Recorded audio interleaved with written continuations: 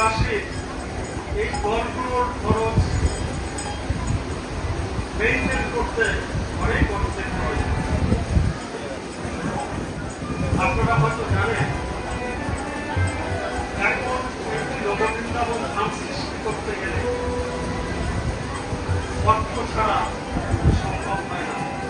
কিন্তু এই বৃন্দাবন ধামে এসে যদি কিছু সঞ্চয় করে রেখে যান, এই সঞ্চয় সবকিছু বিফলে গেলে এখানেই বৃন্দাবন ধামে এসে যাহা কিছু সঞ্চয় করবেন, সেদিনের এই সঞ্চয় সেদিন ভগবানের কিনারে আপনাদের জন্য গরিব হিসেবে গচ্ছিত হয়ে থাকবে।